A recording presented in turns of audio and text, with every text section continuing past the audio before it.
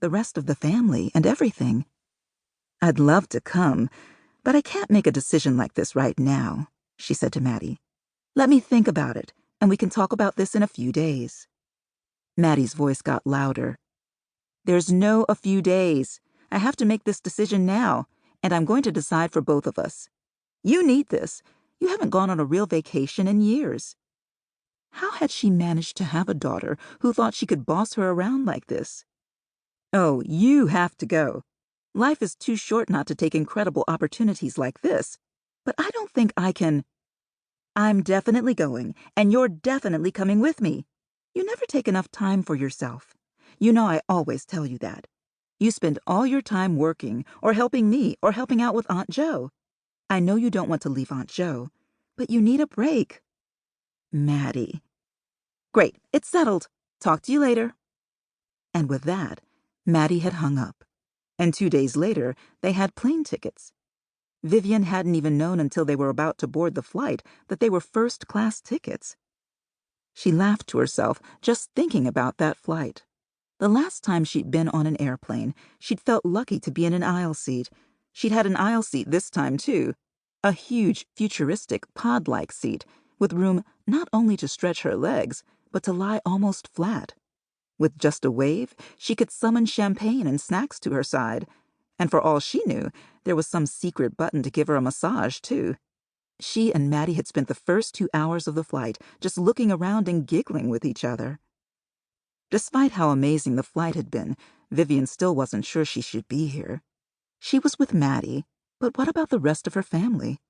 Her sisters needed her, especially her sister Jo. And she'd never been away from the Bay Area for Christmas in her life. What was Christmas going to be like without her great-aunt Shirley's ham, or her cousin Loretta's greens, or those dinner rolls her cousin Marilyn always said she made, but everyone else knew she got at Safeway?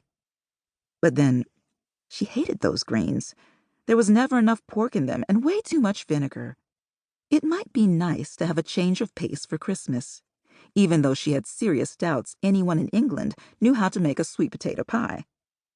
The very polite man in the suit escorted them to a waiting SUV, and Vivian and Maddie kept making faces at each other as he offered them 3 different kinds of bottled water and told them how to turn on their heated seats. Maddie opened a bottle of water and handed it to Vivian. It's supposed to take a few hours to get there, so... What? Vivian stopped her. A few hours? Where are we going? Maddie laughed. Didn't you read the email I sent you about that? The royal family always spends Christmas at Sandringham. It's up in the north of England. Like she'd had time to read Maddie's lengthy emails. She'd gotten herself packed and to the airport, hadn't she? I had too much to do in the last few weeks. I had to get ready for a last-minute international trip, remember? Plus, your emails are too long. Maddie sighed. I should have known.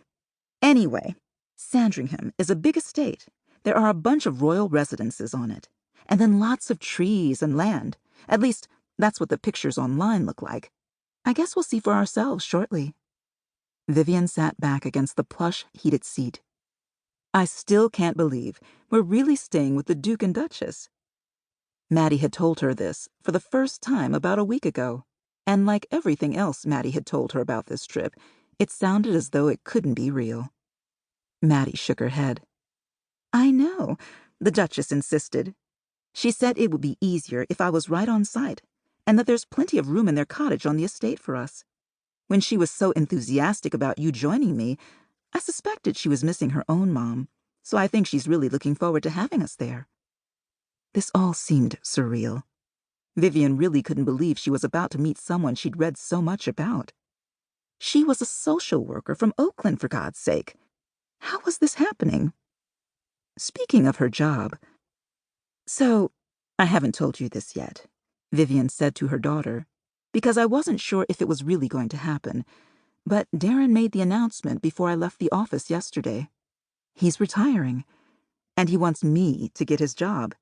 He first talked to me about it a few weeks ago, and yesterday he brought it up to his boss when I was right there, so I guess he means it. Maddie screeched. Mom! Oh my God, I can't believe you're just telling me this now.